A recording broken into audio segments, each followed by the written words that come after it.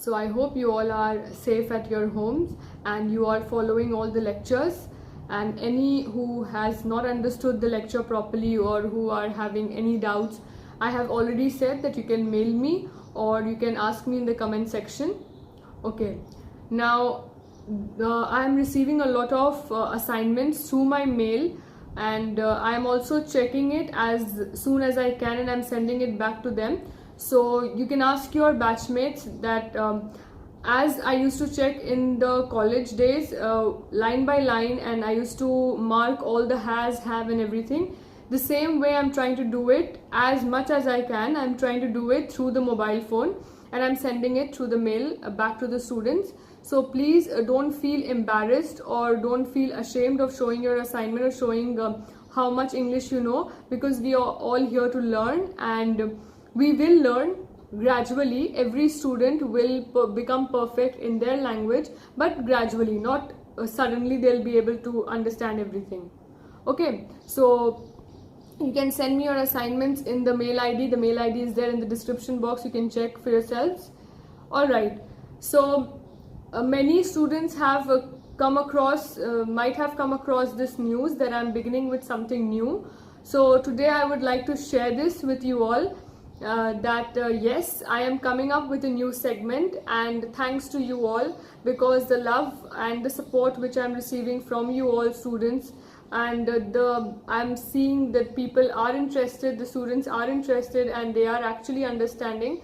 So I'm going to start something new, which is by the name 5 per 5. Now what is it all about? You will be coming to know everything about it. Those who have an Instagram ID, they can visit the page, and the link again is given in the description box. You can just find out from there. Okay, now what is this session? What will this session be all about? Let us discuss about it. Now see, we all know a lot of words. We all understand there are certain words, but we never try to know the meaning of it completely. जैसे कि हम लोग जब teacher पढ़ाती है, तो तुम class में सुनते हो, तुम ऑनलाइन सुनते हो, तुम यूट्यूब के थ्रू सुनते हो, तुम मूवीज के थ्रू सुनते हो, बट तुम कभी उस वर्ड का मीनिंग जाके डिक्शनरी में जनरली जाके सर्च करने ट्राई नहीं करते. बहुत कम लोग ऐसे हैं जो मीनिंग नहीं समझ में आया तो वीडियो पॉज करते हैं या फिर मूवी पॉज करते हैं और जाके वर्ड समझते हैं, पर most of the time it is not possible.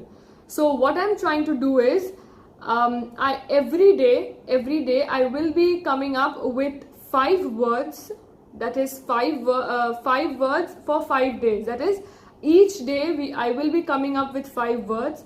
3 words will be difficult, which is like we never use it or none of us know it actually, and 2 will be semi used words मतलब कि हम लोग कभी कभी use करते हैं, कभी कभी सुने उसको अपने डेली लाइफ में.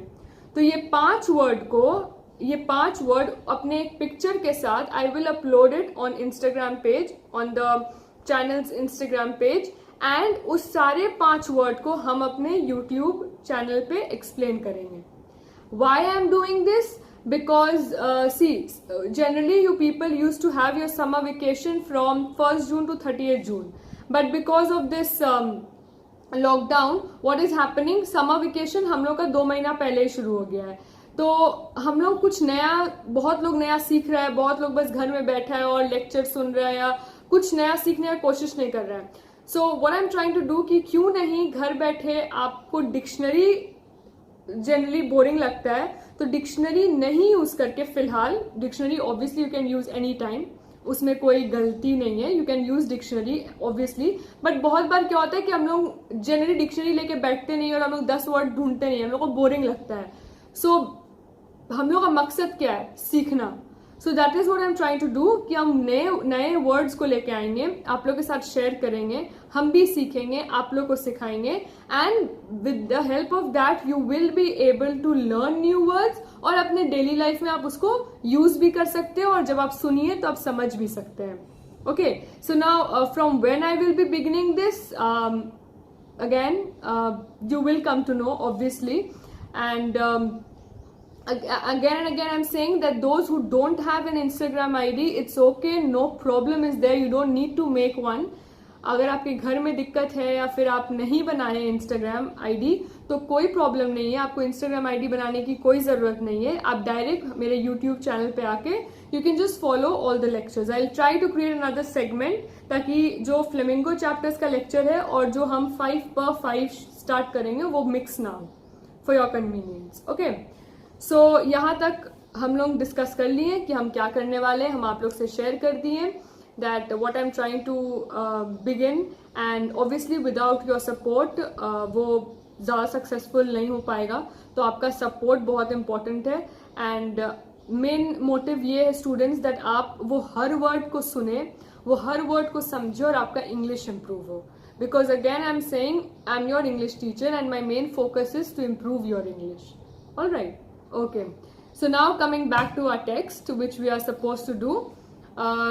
I think I reached almost the end of the chapter, so please turn to page number 28 first. We'll read that line of that last paragraph and then we'll move on to page number 29. Okay, so pay attention, page number 28.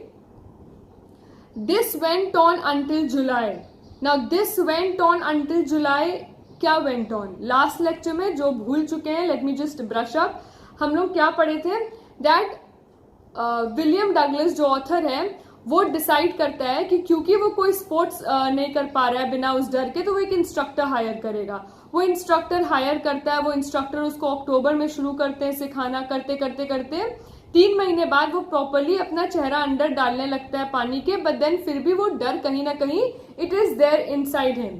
So what he does, again he is the instructor teaches him, and by the time April comes the instructor tells him कि सुनो तुम पूरी तरीके से तैयार हो, अब तुम आराम से स्विमिंग कर सकते हो। The author thought कि जब तक इंस्ट्रक्टर था हम स्विमिंग करते थे, लेकिन क्या हम अकेले कभी स्विमिंग कर पाएंगे? This thought what made him do what? He decided to again continue his swimming lessons by himself, और वो अपना स्विमिंग लेसन खुद से चालू रखा और वो जुलाई तक कंटिन्यू किया। वही यहाँ लिखा है, this went on until July, the text is also on the screen, but I was still not satisfied. तो वो ऑथर का डर इस कदर जकड़ा हुआ था उसके अंदर कि वो भले कंप्लीटली खत्म हो गया 99%, लेकिन 1% अभी भी बाकी है और वो अभी भी सेटिस्फाइड नहीं है। I was not sure that all the terror had left, just what I said right now. So I went to Lake Wentworth in New Hampshire, dived off a dock at Triggs Island and swam 2 miles across the lake to Stamp Act Island. I swam the crawl, beast-stroke, side-stroke and backstroke. Only once did the terror return. When I was in the middle of the lake, I put my face under water and saw nothing but bottomless water. And, the old sensation returned in miniature. अब क्या मतलब है? I'll explain. I laughed and said, well, Mr. Terror, what do you think you can do to me? I fled and I swam on. So, in this paragraph, as I was reading, the text, page number 29 also came on the screen. You might have seen it. Now, what is author trying to say? That हम अक्टूबर से शुरू किए, instructor हमको अप्रैल तक completely सिखाता है, and then उसके बाद भी हम सेटिस्फाइड नहीं हो पाते हैं। हमको लगता है कि हम क्या अकेले स्विम कर पाएंगे, क्या अकेले वो टेरर अकेले जब हम रहेंगे तो वो टेरर क्या वापस आ जाएगा, और अगर आएगा तो हम कैसा बिहेव करेंगे। सो ही डिसाइडेड कि नहीं ठीक है, हम जुलाई तक कंटिन्यू करते हैं, और जुलाई तक भी कंटिन्यू करने के बाद वो सेटिस्फाइड नहीं था। So one day what he did, he went to Lake Wentworth, और वो लेक में जाने के बाद वो एक ऊंचाई से कूद जाता है पानी के अंदर। नाउ व्हेन ही डाइव्स लिखा है ना, डाइव्ड ऑफ अ डॉक, तो डॉक इज अ प्लेस जहां से person swimmer jumps and then jumps into the swimming pool.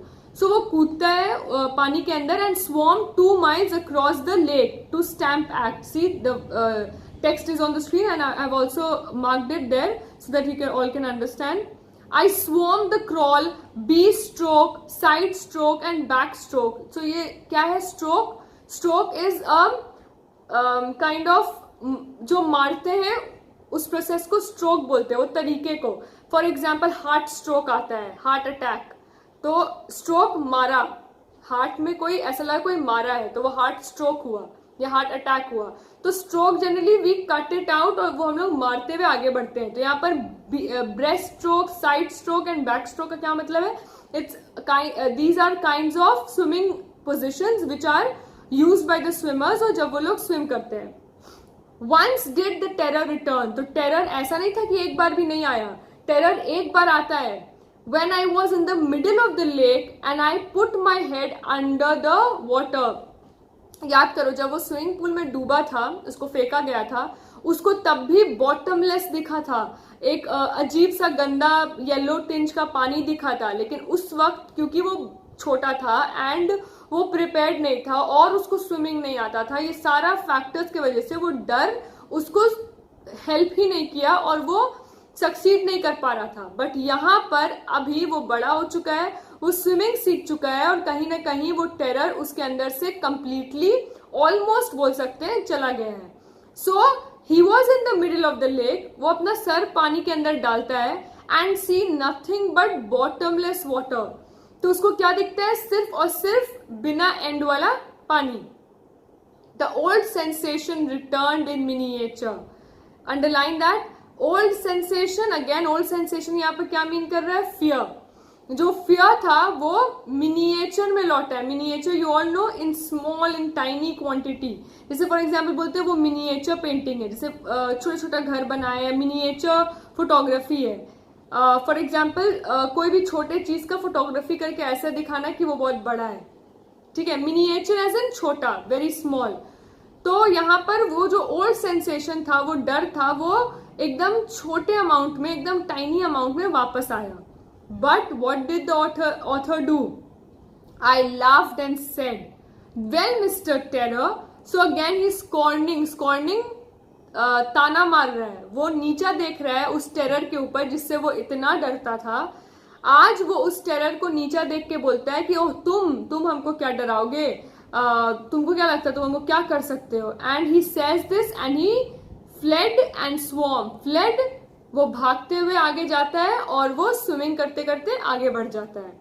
Okay, so till here it is clear that fear, which was such a strong emotion in his life, in his heart, now after he has learned swimming, that fear has completely gone away and he is now without any kind of fear. He knows swimming and he is swimming inside the water there.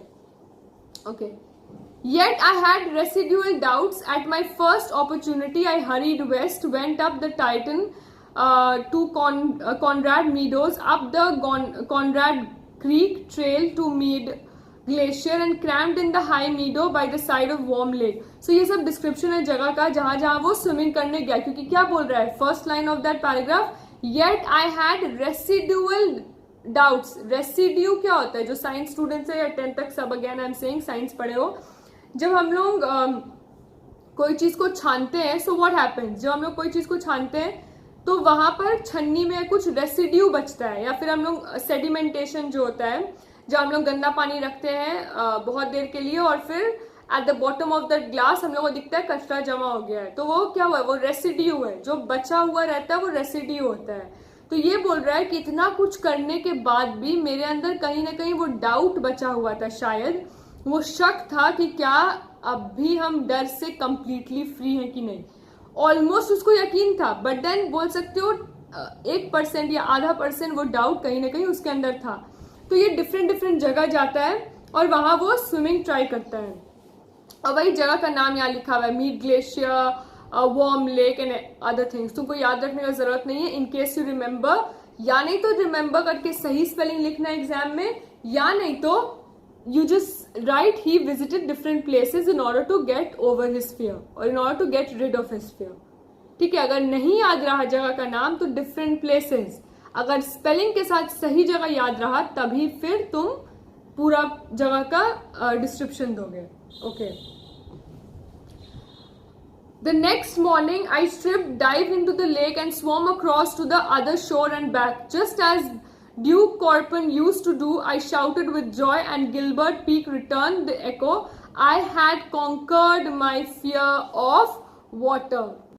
So here it is written that the next morning I stripped here means he took off his clothes and he again dived into a lake. So वो फिर वो lake में जाता है and वो जाके वहाँ swim करता है and finally see the last line of that paragraph, I had conquered my fear of water. So finally we come to know that the author is saying that he has conquered his fear of water. Conquered, win over his fear of water. Just right, conquered, win over. जैसे एक kingdom है जो दूसरे kingdom पे को conquer कर लिया, जीत हासिल कर लिया. सो यहाँ पर ऑथर बोल रहा है कि हम अपने जो डर है उस पे जीत हासिल कर लिए हैं. The experience, now after this the paragraph which is there, the experience I had a meaning from there till the last line of this chapter. It is a kind of a moral lesson which the author is trying to tell us, the moral story of this entire chapter. So just mark there and write moral lesson or moral story behind this entire chapter. The experience had a deep meaning for me, as only those who have known stark, deep terror and conquered it can appreciate. So what is he saying here? That ये जो मेरे साथ हादसा हुआ, experience हुआ, ये बहुत गहरा, बहुत डीप मीनिंग मेरे जिंदगी में लाया था. क्यों?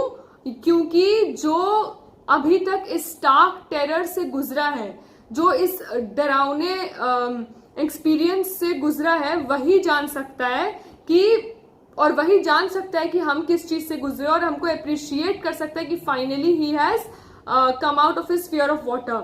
Now I know students, you might be wondering कि मैम आप बोले थे आप चैप्टर एंड कीजिएगा तो अपना एक्सपीरियंस बताइएगा. So stay tuned. Before I finish this lecture I will tell you all what happened with me. So again is author is saying here कि जो जिसके साथ गुजरा है, so I can obviously understand and appreciate this person William Douglas, क्योंकि वो डर से गुजरने के बाद उस पे अगेन जीत हासिल करना, इट्स अ ग्रेट थिंग. सबके बस की बात नहीं होती है, मेरे बस की बात नहीं थी. So he has done a great job. In death there is peace, there is terror only in the fear of death. So क्या बोल रहा है? As Roosevelt knew when he said all we have to fear is fear itself. तो यहाँ पर क्या बोल रहा है ऑथर कि डेथ में तो आराम है, तुम एक बार मर गए हो तो फिर तो आराम है, फिर कुछ नहीं है. तुम जिंदा हो, तुम ये कर रहे हो, तुम एक बार मर जाते हो, फिर तो आराम है. But terror is only in the fear of death. वो जो फियर होता है कि हम मरने वाले हैं या मेरे साथ कुछ हो सकता है या मेरे साथ हादसा हो सकता है, उस चीज में अक्सर वो फियर होता है. सो ये कौन ये लाइन बोला था? रूजवेल्ट नाम का कोई इंसान है जो ये लाइन बोला था कि all we have to fear is fear itself. तो हम लोग को किससे डरना चाहिए? पंखा से नहीं डरना चाहिए कि पंखा गिर जाएगा और हम मर जाएंगे. हम लोग को उस डर से डरना चाहिए. All we have to fear is fear itself. वो डर से डरना चाहिए जो हम लोग को डरा रहा है. नाउ आई कैन अंडरस्टैंड ये थोड़ा कंफ्यूजिंग हो सकता है, but try to understand. William Douglas यहाँ बोल रहा है कि जब इंसान मर जाता है तो उसके पास डरने के लिए कुछ नहीं, क्योंकि वो मर चुका है तो वो आराम से है. बट डर कहाँ होता है? उस मरने वाले फियर में डर होता है कि हम मरने वाले हैं. वो वाला जो फियर होता है उस चीज से हम लोग डरते हैं. तो एक्चुअली रियल लाइफ में हम लोग हर चीज का फियर से डरते हैं. पानी से डर लग रहा है तो उस पानी से जो डर इंसान को लगता है, वो जो डर है उससे हम लोग को डर लगता है. ऐसा हम नहीं बोल रहे, ऐसा यहाँ पर विलियम डगलस बोल रहा है कि हम लोग को हमेशा एक ही चीज से डरना चाहिए, वो है डर. खुद से डर से डरना चाहिए, बिकॉज डर ही सब चीज का जड़ है. अगर कोई चीज में हम लोग को डर दिखेगा ही नहीं तो फिर हम लोग को डर लगेगा ही नहीं. Okay, author is trying to say this. I had experience both. जिसको नहीं समझ में आया, it will become clear as I finish the chapter. I had experienced both the sensation of dying and the terror that fear of it can produce. Now understand, author क्या बोल रहा है कि हम वो डर का सेंसेशन भी फील किए हैं. कैसे? जब हम पानी में थे और ऑलमोस्ट मेरा सांस रुक गया था और ऑलमोस्ट खत्म हो रहा था और हमको कुछ पता नहीं था मेरे साथ क्या हो रहा है. वो चीज सेंसेशन था मरने का, सेंसेशन इज व्हाट? फीलिंग कि हम मर रहे हैं, हम डूब रहे हैं, अब मेरा कोई सहारा नहीं है, मरने वाले हैं, ये हो गया sensation of dying and the terror that fear of it can produce. तो इस जो सेंसेशन है कि हम मरने वाले हैं, इस चीज की वजह से जो मेरे अंदर टेरर पैदा हुआ, जो मेरे अंदर फियर पैदा हुआ, उस चीज को भी हम एक्सपीरियंस किए हैं। फॉर एग्जाम्पल, तुमको स्पाइडर से डर लगता है, अगर फॉर एग्जाम्पल, तो तुम स्पाइडर तुम्हारे बॉडी में अगर चढ़ता है या तुम्हारे सामने से थोड़ा सा दूर रहता है, व्हाट विल हैपन? तुम फील करते हो कि स्पाइडर सामने आएगा तो मेरा क्या होगा। वो सेंसेशन तुमको आता है और उस सेंसेशन के वजह से तुमको डर लगने लगता है। सो एक्चुअली क्या हुआ, वो स्पाइडर के प्रति जो तुम्हारा फियर है, उस चीज की वजह से डर आया, स्पाइडर से डर नहीं आया। अगर तुम स्पाइडर से डरना खत्म कर दोगे, तुम स्पाइडर को हाथ में लेके घूमोगे, तो कहीं ना कहीं तुमको फियर लगेगा ही नहीं। क्यों? क्योंकि स्पाइडर तुम्हारे अंदर वो फियर डाल ही नहीं रहा है। समझ में आया? तो यहां पर ऑथर ये बोल रहा है कि हमको वो सेंसेशन भी फील हुआ कि मरने वक्त कैसा लगता है, और उस मरने वक्त कैसा लगता है उस चीज के वजह से जो डर पैदा होता है हार्ट में, वो भी हम फील किए हैं। तो इन शॉर्ट हम दोनों फील किए हैं। हम यहाँ पर उससे पहले देखो क्या लिखा है कि हम फियर भी फील किए हैं, कोई चीज का फियर, एंड हम डेथ भी फील किए हैं और फियर ऑफ डेथ भी फील किए हैं। So he saying, again I'm reading it, because I had experienced both the sensation of dying कि हम मर रहे हैं, उस चीज को हम फील कर रहे हैं, और वो डर जो वो प्रोड्यूस किया उस चीज को भी फील किए हैं। The will to live somehow grew in intensity, क्योंकि हम दोनों चीज फील कर चुके हैं। मेरे अंदर जो विल है, विल पावर, जो मेरे अंदर ताकत है जीने का, वो कहीं ना कहीं इंटेंसिटी बोल सकते हो वॉल्यूम में, नंबर में बहुत ज्यादा इंक्रीज कर गया, और अब हमको जीने का जज्बा मेरे अंदर ज्यादा बढ़ गया, क्योंकि हम दोनों चीज एक्सपीरियंस किए, डेथ भी और फियर ऑफ डेथ भी। Now understood? वो डेथ भी फियर किया, डेथ भी फील किया और फियर ऑफ डेथ भी फील किया, वो दोनों फील कर चुका है। तो इस वजह से उसके अंदर जीने का जज्बा बहुत ज्यादा बढ़ चुका है। At last I felt released, free to walk the trails and climb the peaks and to brush aside fear. So ये लास्ट टाइम क्या बोल रहे हैं, फाइनली हमको बहुत रिलीज फील हुआ, ऐसा नहीं लग रहा था कि हम जकड़े हुए हैं अभी भी फियर में, हम बिल्कुल रिलैक्स थे, आराम से थे, और हम आराम से डर को साइड ब्रश करते हुए, हटाते हुए हम आगे बढ़ सकते थे। Okay, so in this chapter, The Deep Water, we understood that author has not only experienced death, but also near death experience तो था ही, जिस वजह से वो fear को भी experience करता है, and this is the reason he understands why life is so important. ठीक है? For example, तुम्हारे ऊपर किसी के ऊपर करंट शॉक होता है, लगता है, तुमको डर लगा, उस डर की वजह से तुम लाइफ का इंपॉर्टेंस नहीं समझोगे एज कंपेयर टू वो इंसान जो ऑलमोस्ट उस शॉक की वजह से मरने वाला हो। तो वो नियर डेथ एक्सपीरियंस भी था और वो फियर भी एक्सपीरियंस किया, वो दोनों एक्सपीरियंस किया। लेकिन तुम अगर सिर्फ तुमको हल्का सा शॉक लगा तो तुम सिर्फ फियर एक्सपीरियंस किए हो। Understood? Okay, now time for the personal experience thing. Okay, so students, now I would like to share my personal experience which happened with me when I was around 16 to 17 years of age, and I was in my 11th or 12th standard, I guess, and I went to my cousin's place. Yes, I went to my cousin's place, so they had a swimming pool there, and like in every evening what happens कि हम सब decide करते हैं cousins है तो हम लोग जाएंगे एंड हम लोग स्विमिंग करेंगे। So for your information, I did not know swimming, हमको स्विमिंग का एस भी नहीं आता था, and I didn't know that पानी में जाने से कैसा फील होता है, because I had never felt how it feels when you enter water inside a swimming pool. So my other two cousins, they somehow one of them knew how to swim and the other somehow knew partially, थोड़ा बहुत आता था, and when it came to me, हमको बिल्कुल नहीं आता था. So we were standing outside the swimming pool and around the edge of the swimming pool, and these two people, my cousins, they were deciding why not we hold our hand together and we jump inside the swimming pool. So for a second I thought, I obviously refused. हम मना करते हैं क्योंकि हम एक तो swimming pool जानते नहीं है कैसा ट्रीट करेगा, कैसा फील करेगा, एंड डायरेक्ट उस पर कूदना बहुत रिस्की है. I did not know. Now these three, but before we decided to do this, एक बार हम एंटर किए थे swimming pool. But then you those who have already gone to swimming pool, you know that there are two segments. एक बच्चों के लिए होता है, एक बड़ों के लिए होता है. तो जो बड़ा वाला होता है, again as we have in this deep water, one is 2 to 3 feet deep and other is, जैसे डीप वाटर में चैप्टर में 9 feet है ना. सिमिलरली नॉर्मल स्विमिंग पूल्स में भी यही चीज होता है, एक साइड कम होता है डेप्थ एंड एक साइड ज्यादा होता है. Now in this I entered in the deep side. once I entered, but as soon as I entered my foot inside the water, I felt like as I entered my legs inside the water, I felt that no, हम बिना कोई support के survive ही नहीं कर पाएंगे, हम रह नहीं सकते. क्यों? Because that water has this again invisible force which pulls you down.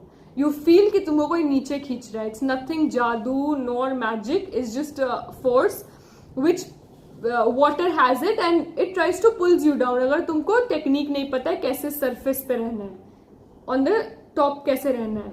So I said नहीं, I won't be able to do it. Obviously I need help, जिसकी वजह से हम सीख सकेंगे. So we all came out of the water and that was the time when 2 of my cousins decided that why not let us do this fun thing. We'll hold our hands together and then we'll jump together inside the swimming pool. So for a second, obviously I said no, this is not I cannot do it. But then you all understand there is a peer pressure, which is something which is very bad and I'm completely against it. This comes in peer pressure, मतलब एक pressure आता है कि नहीं तुम्हारे साथ ही कर रहे हैं तो हमको भी करना चाहिए, तुम्हारे साथ ही पबजी खेल रहे हैं तो तुमको भी खेलना चाहिए, तुम्हारे साथ ही ये कर रहे हैं टिकटॉक तो तुमको भी करना चाहिए, which is completely just senseless. Okay, इसका कोई मायने नहीं है. You should do what you think is useful, ना कि दूसरा क्या सोच रहा है. But then again I was a kid, I thought okay they are my cousins, one of them was elder to me 4 years and one of them was my age. So I thought okay fine, because they are my sisters, they are my cousins, they will not leave me and I will be safe.